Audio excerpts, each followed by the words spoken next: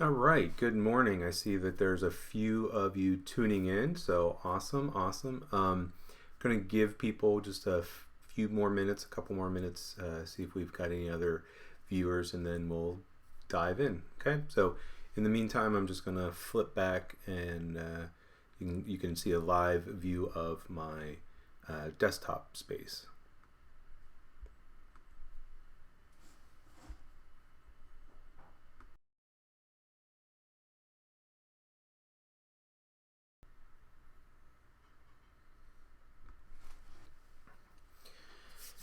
All right, we're going to go ahead and get started, and hopefully more people will chime in. But good morning. Thank you for joining me. I know for some of you, if you're not in the Eastern time zone, it might be a little bit early. So I've got my coffee right here. So hopefully you've got your favorite breakfast drink with you as well.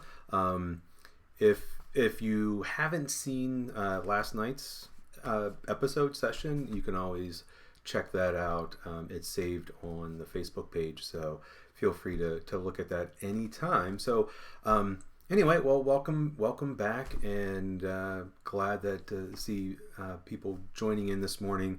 Remember, if you've got any questions, any comments, please type them into the comment section, of course. So today we're going to dive into using some watercolor pencil. They're probably my favorite material to use, and they're easy to use, they're versatile, and a lot of people like them because they're a pencil and watercolor paint kind of together, so it gives you a little bit more control. So anyway, I really appreciate you all being here this morning. So if you have the materials and you want to work along with me, awesome. If you just kind of want to sit and watch and see what I'm doing, and then come back later, this video is on Facebook, and eventually I'm going to put it up on YouTube as well. So let's go ahead and dive in. Let me switch over so that you can see my working space. So I've got my little journal. If you didn't tune in last night, this is a small Stillman and Burn book. I did misspeak. It has mixed media paper. I called it watercolor paper. It's kind of thin, so it does buckle and it does kind of get wavy. So we were using watercolor paints last night, and I worked a little bit this morning, and I did some more, and I was able to kind of get a bunch of things started. That's what I'm really looking at right now. I have things that are just getting started, and of course, there's always some blank pages. So watercolor pencils are another great way of starting blank pages, but it's also a great way to start adding to things that we've already done. And I have all these pages that I've been working on before that maybe I'll go back and use some of the watercolor pencils. So let's talk about the materials and what you're going to need. You're going to need watercolor pencils, or actually I'm lying to you, I don't have watercolor pencils. I have Derwent Inktense pencils. And the Inktense pencils work just like watercolor pencil, but they're ink instead of watercolor, and it's a lot easier to say watercolor pencil than to say water soluble ink pencils, because that's what the Derwent Inktense are. Derwent also makes watercolor pencils, and Prismacolor, all kind of different companies make it. Even inexpensive ones like Crayola are pretty decent to use. I have my watercolor paint because I'm going to use that in conjunction with the watercolor pencil. I've got a couple different sizes of brushes. So I have a bigger one and I have a smaller one. Off camera here, I've got my water cup, and I've got, you may see this little yellow marker. This is just a Crayola marker, and using some kind of light colored marker, yellow, orange, pink, will work really well. And what I do is I buy just the yellow because it's a light colored ink, and we're going to use it with the watercolor pencil. So you don't want to use like your real expensive art markers, like the little kids markers or highlighters work really great as well. And then I've got my handy dandy Punchinella. So punchinella, if you didn't tune in last night, is a thin plastic, usually a long strip. I've cut mine down, and it is technically sequin waste. So it's when they punch out the sequins, this is what's left over. And years ago, 10, 15 years ago, whenever I got into mixed media art and got into the visual journal, punchinella was really common and easy to find. It's harder to find. You can find it on eBay and things like that. So I'm going to use that. And then I have my hair dryer. If you tuned in last night, I didn't have my hair dryer working. Unfortunately, the little button on the cord was tripped. So anyway, I want to go ahead and just kind of dive in, and I'm going to be working on pages where I already have some things, and then I might even jump ahead and begin some pages too. So I think the first one I'm going to use the punchinella, and I'm going to jump ahead, maybe skip. So I did this with bubble wrap last night. Maybe I'll skip a couple pages and I'll start here. So the punchinella is great. It's a found stencil. I love finding stencils, but if you don't have punchinella, a thin plastic stencil, letter stencils, or a stencil from the art store, from your favorite artist or whatever. But I like these generic things that can give us just like individual textures. So the first technique that I want to share with you is one that is called activating with water. At least that's what I call it. So we're going to use just plain water to paint over, to wash over the watercolor pencil. So let's go ahead and start. I'm going to use, this is a nice bright red called Poppy Red. One of the reasons I like the Inktense is that it's a very rich color, but then also all their colors are transparent because it's ink, and it's really great for building up layers. And what I'm going to do is just trace some of these circles, and I'm not going to trace all of them. I could do this freehand. I could just draw a bunch of shapes. And what you want to do is make sure that you're pressing really hard with the pencil. You want to be really heavy-handed with the Inktense or with the watercolor pencil. And that way you're going to get a lot of pigment down. Now, I'm not going to go and do every single cutout, every single circle. That would be very tedious. But if you feel like you want to, by all means, go for it. And so I'm just trying to fill in some, and that way when I lift it up, I've got, there must have been some wet watercolor on there from last night. So I've got just these circles, and I've pressed pretty hard. And what I want to do now is to paint over it. So that's why I'm going to use the big brush. I'm going to rinse it out because I was using this brush last night. So I want to make sure that it's clean. And I'm just going to have a lot of water, and I'm just going to spread. And what I like about this technique, doing it this way, is that the lines stay. I mean, the pigment in the pencil starts to spread. But if I keep scrubbing, I can almost get rid of the little lines, but I like the fact that the little circles stay, and it creates this really nice texture underneath that I really like. And notice how, because I pressed really hard and those pencils have a lot of pigment in it, it's a very bright, intense pencil, I can really spread that out. And I'm not going for real dark, so I'm not using a dark color like black or a dark blue. I try to use my lighter colors or a medium color that whenever I put a lot of water into it, it's going to spread around. Now, if I scrub too much, actually it's starting to happen. I don't know if you can see, there's little dark spots, and that's actually the paper starting to come up. So I don't want to scrub too much as I do this. All right, so it's wet. If I wanted to, I could use my hair dryer, but just like last night, I don't mind if some of this pigment gets over here. So I'm gonna purposefully transfer some of that. And then what I find is that a lot of times when you pull it apart, you end up with interesting textures and interesting things going on. So, but if you don't want it to transfer, by all means use your hair dryer. So I'm going to use the same technique, but I'm going to apply it a little bit differently. So I'm going to go back, go back to this page here. And it's the same technique of using the water, but I'm going to use it in a different way. So I have this sea blue. It's a lighter blue, and I'm going to draw some shapes. This time I'm just going to freehand. Of course you could, if you have little shape stencils, you could draw them in. So I'm pressing pretty hard. And one of our basic instincts is to color in the shapes. And I think that's something from, you know, as kids, it's like you draw a shape and you color it in. But I'm going to do something that's very similar to a technique called reverse painting.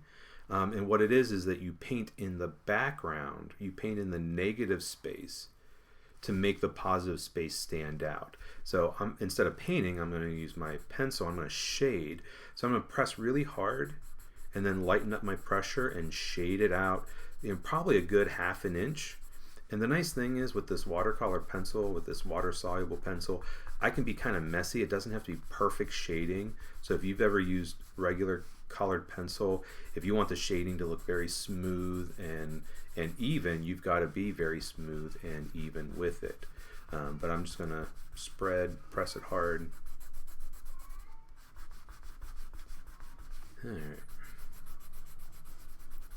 And again, I don't have to be too neat about it, but again, pressing hard near the shape and then lightening up my pressure as we go. And then down here. So this is probably my favorite technique with the watercolor pencil, and it's the one that I use again and again.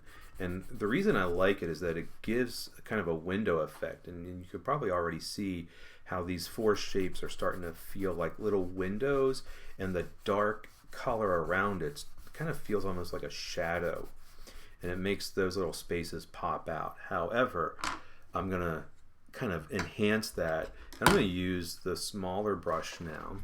So if I take some just plain water I'm still just using plain water, and a couple ways to do this. I usually just kind of start right in to the watercolor pencil, just put it down and start spreading it. But it has a lot of paint in it, so if I just rinse it out, don't totally clean it out, I can make it fade.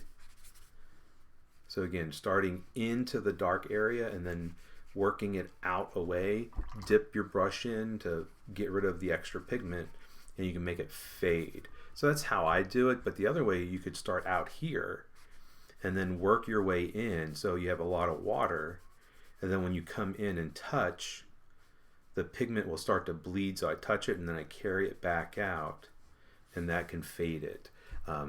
A lot of times people try this and they don't get the fade out because they just don't have enough pigment. So again, look, I've really shaded that a good 1/2 inch. It's almost as thick as my finger. So really shade down a lot of pigment and then paint into it and then let it fade. Again, if you get too much, if it's too dark, just dip your brush in and rinse it out into the water.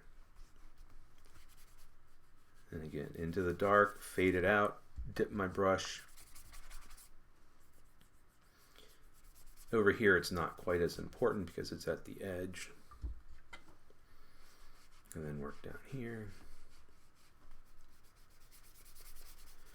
So I like to use shapes a lot. I use rectangles, I use circles, I use squares. I don't use a lot of triangles or other kind of shapes. So, but use any kind of shapes that you want. Straight edge shapes are a little bit easier to work with just because it's easier to spread it out. Okay. So this is a little bit wet now. So what I'm going to do is I want to dry it. Let me turn down the volume a little bit just because I don't want to deafen you.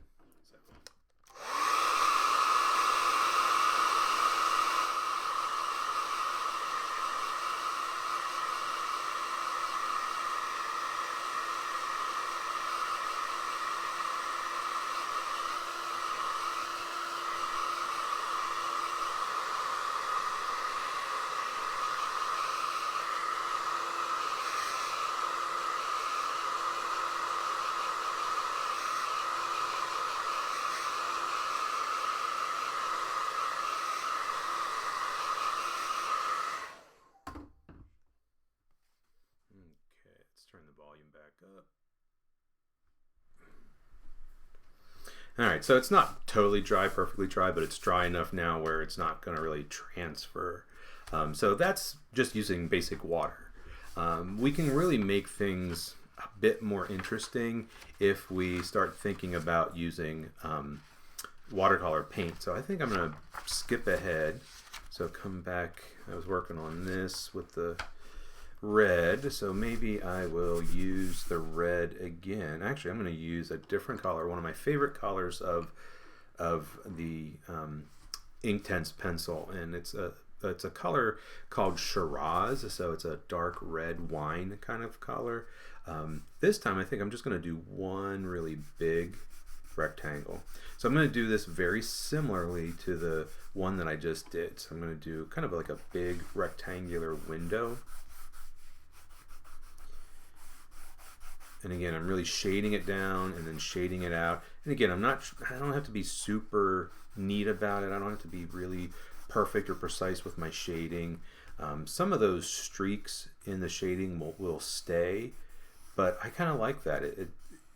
I think a lot of times when we do our own work, we see these little kind of mistakes as we think of them, or these little issues, and then we're like, oh, well, that just looks so bad. That doesn't look like the person that's demonstrating. Well, if you really look closely at my stuff or any artist stuff, you will start to see all these little imperfections and little flaws, and a lot of people just don't pay them any attention. Okay, all right, so I've got this rectangle shaded. Now I'm going to use my watercolor paint. Well, this isn't technically watercolor, it's the Inktense paint set, and it's basically like the Inktense pencil, but it's in a pan form, and it acts just like watercolor paint. I'm going to use a light color.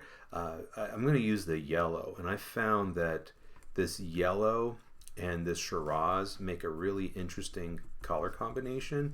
So I've got my paintbrush full of paint. This time I am going to start out here because I want that to be yellow, and I'm going to work into that Shiraz. And so as I pick up that pigment, it's really strong, so I do want to rinse it out, maybe get a little bit more paint and kind of blend it. So before I get new paint, I always want to rinse it out because the paint is going to be contaminated. So as soon as I touch that dark Shiraz, now my paintbrush is contaminated. If I go right into my yellow, I'm going to contaminate my yellow. And any of you art teachers out here know how frustrating that is whenever you have your students and they're looking for yellow, and the yellow is not yellow any longer, it's green or it's an orange or it's brown, because students have have mixed it. So the light colors really contaminate easily. Now, one thing is that I used a very highly contrasting color, so that yellow is very light and it's also very different, but it still blends in with that Shiraz. That Shiraz is sort of like a dark burgundy color, and so it blends in pretty well, and it makes a nice kind of orangish brownish color, and I like how it really mixes.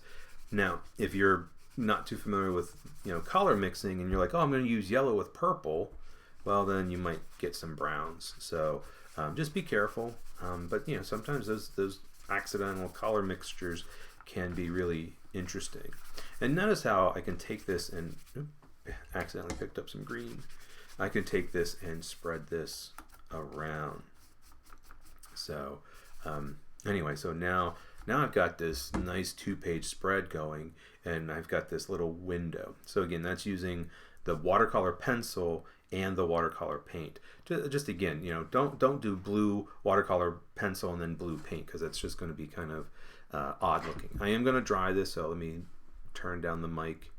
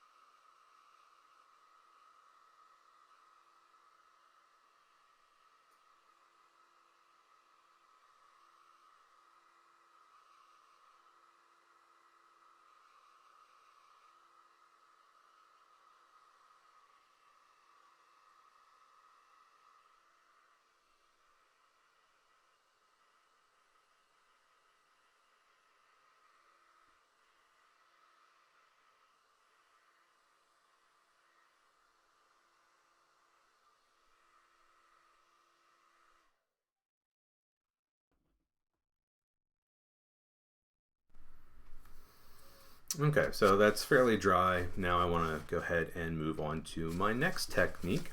So let me just flip through, maybe find a space. Um, let's see, maybe, actually I'm thinking here.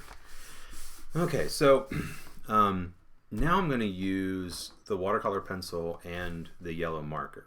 Okay, so just to clarify, this marker is going to basically get ruined. So you want to make sure that you have one that you can just dedicate to this, because it's going to pick up the pigment. So I'm going to start off, got this teal green. So I'm going to use the marker, but what I want to do, since it's marker, I want to use it inside of a shape. So I can draw my shape like I've done before. And this could be a letter, it could be a shape that's on a different page and you want to fill in. But this time I'm going to be a little bit lighter with my shading.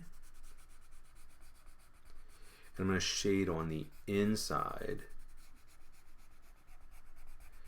And I'm not going to fill the entire space. I am going to lighten up my shading as I go around. And then that way I can get some nice color transition. If you color it all a solid color, then when you add the yellow, it's just going to be one solid color. And I like having that little bit of variety in there. So again, don't press so hard. Most often with the watercolor pencil, we do want to press really hard to get a lot of pigment down. But the problem is then that pigment gets on the tip of the marker and it kind of clogs it up. It gets into the fabric, into the felt of, I guess it's felt, whatever the tip of a marker is made out of. But it gets in there and it will clog it up, and eventually it will kind of stop working. So I don't want to have a ton of pigment down, but I do want to have enough to make a color change.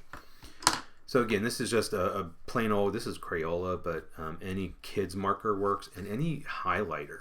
Highlighters are great because they tend to be lighter so that the ink shows through, or the writing or whatever it is you're highlighting. I don't know if you can see, but see how dark that tip is? It's supposed to be yellow. And so I've used this with reds and greens and browns and oranges. And so when I start coloring, it might not be a real bright yellow.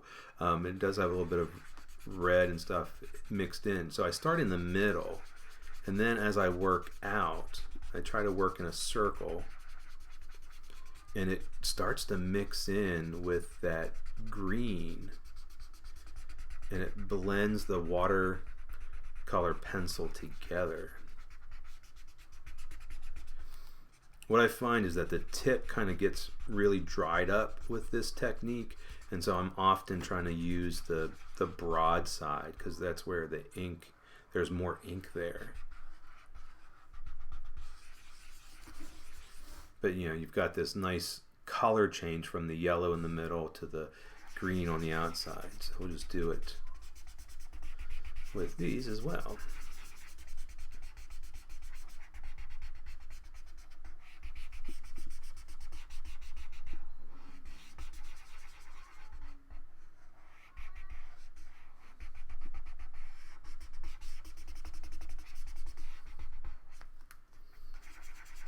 And I like to start in the middle just because that's going to give me the purest, most vibrant yellow, because once it starts mixing with the watercolor pencil, then I'm kind of dragging that pigment around.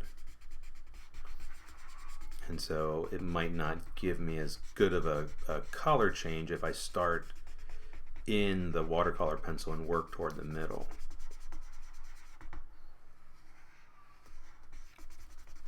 So I like to do this inside of shapes because with the marker it doesn't have a whole lot of ink, and so trying to do a whole page just doesn't make sense. So this is great for small shapes, small spaces, if you're stenciling letters, things like that. So just buying a single marker. Now you might say, well, you know, kids markers usually come in sets. However, some big retailers like Dick Blick sell them individually.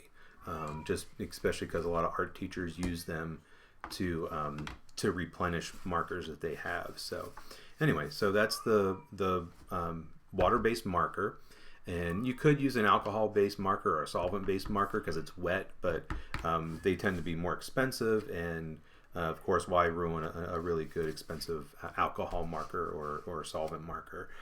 So those are 3 basic techniques. I'm going to show you 2 more, and I'm going to turn back. Maybe I'll go back here to where I have had some things going on already.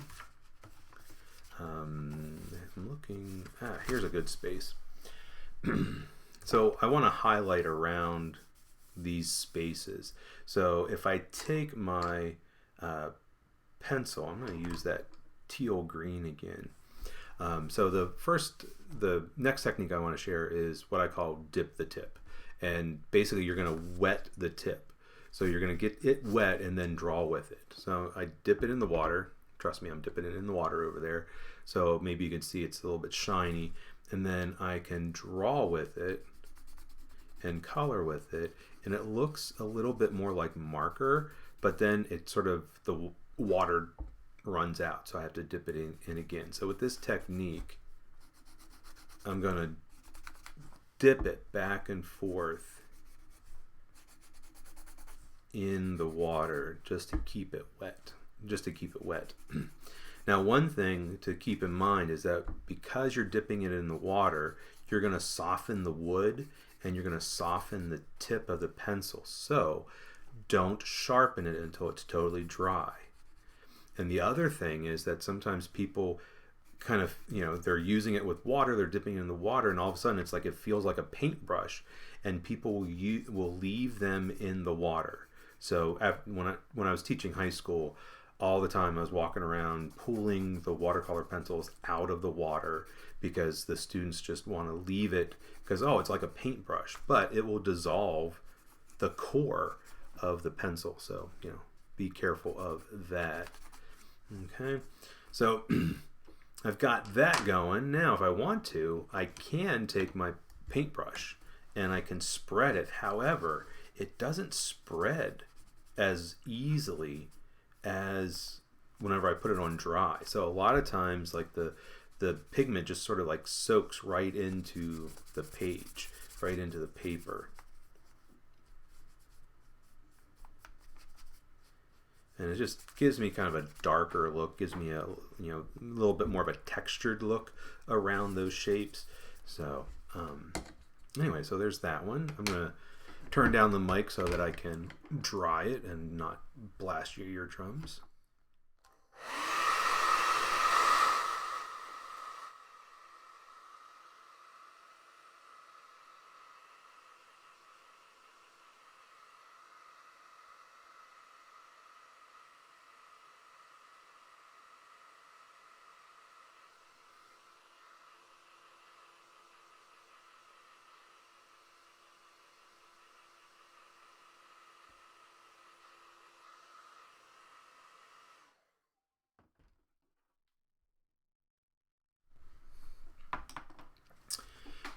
Okay, so the final technique is kind of similar to this. So let me find another space that I want to work in.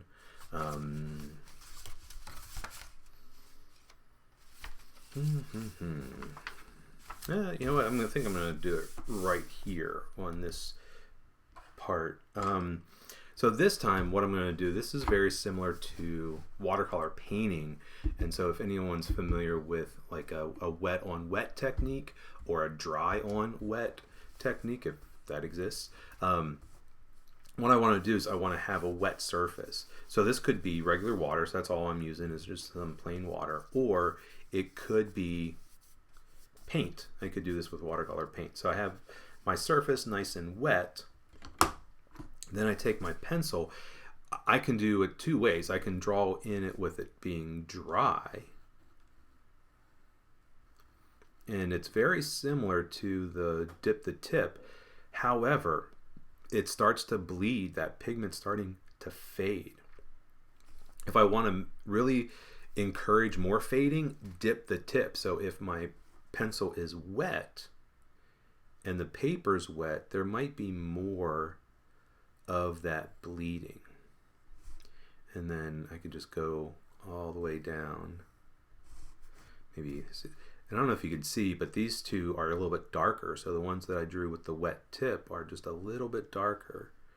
So I'll go back over that one. And again, dipping the tip of the pencil to keep it wet. So this just kind of gives it a fuzzier feel. You get some of that bleeding and some of that fading. I think I'll stop there. Again, wet tip, let it dry before I sharpen it. So I can let that dry, and there is kind of one more unofficial technique, and maybe I'll go ahead and do it over here. I'll use the teal green again. One year I was teaching high school art, and I had students who were in study hall, and their study hall was in the auditorium at the high school, and so they did not have ready access to water. And one of the students had their own watercolor pencil, but did not have any water. I guess they didn't even have like a bottle of water. And so there's a couple of them were sitting there working together, and they're like, how are we going to use these? We could just shade with them like I'm doing now.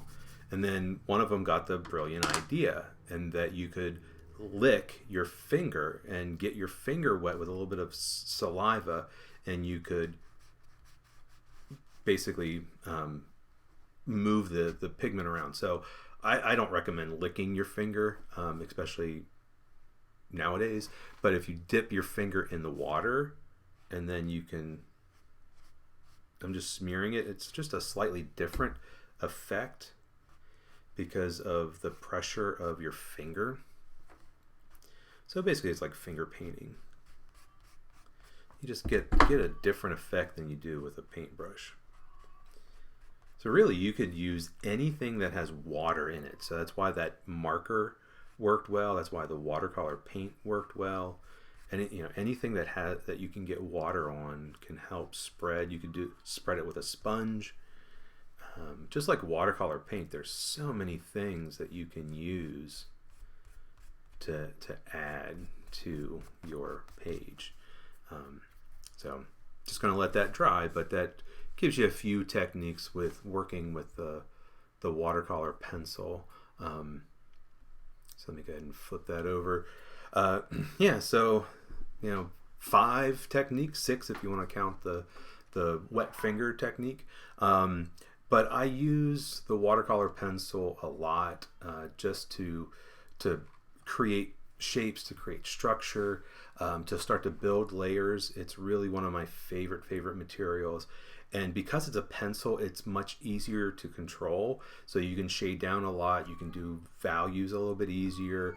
And then if you've got a couple different sizes of paintbrushes, you can really get some really awesome effects. So if you ever watch any of my demonstrations on my journal pages, my Journal Friday time-lapse videos, I use a lot of the ink tints. If you're ever browsing on Facebook or Instagram or even on my website, you're gonna see a lot of the watercolor and watercolor pencil, and that's how I build up my layers using that. So slowly we're building up lots of layers in the books, and I'm gonna be back here bright and early on Monday morning. So I'm going to take a break over the weekend, and then Monday morning 10 a.m. I will be back here, and so that's whatever, today's the 20th, 1st, 2nd, so Monday the 23rd, 10 a.m. I will be here, and we'll be working with some collage. So until then, I'm going to give you some homework. So your homework is to work over the weekend. Just use watercolor pencil. If you just use the techniques that I've shared so far with the watercolor and the watercolor pencil, you could do some awesome stuff, and you could layer and layer and layer. So if you put, let the paint dry, let the pencil dry, and then put another layer on top, you could use 5, 6, 7, 8 different layers of watercolor and watercolor pencil and create these very interesting pages or pieces of art. And then on Monday we'll dive into starting to use some collage. So thank you so much for getting up early and joining me this morning. I really appreciate it. And remember, any comments or questions, pop them into the comments. Actually, let me take a real quick look to see if anybody Somebody asked about the punchinella. So punchinella, I'll type it into the comments, but if you, a lot of times you type it in, you'll Google it, you'll get the puppet from the Punch and Judy Punch and Judy puppet shows, because the Punch puppet, that's the full name is Punchinella, but I don't know why it's called Punchin. I guess because the sequins are punched out. But anyway, that kind of does it for me for today. Again, thanks so much for tuning in. Don't forget to tune in on Monday, and remember, if you can't make the live stream, I will definitely have the videos up. They're going to save automatically to Facebook, and I'm going to work to put them up on YouTube as well. So thank you so much. Happy journaling and happy creating.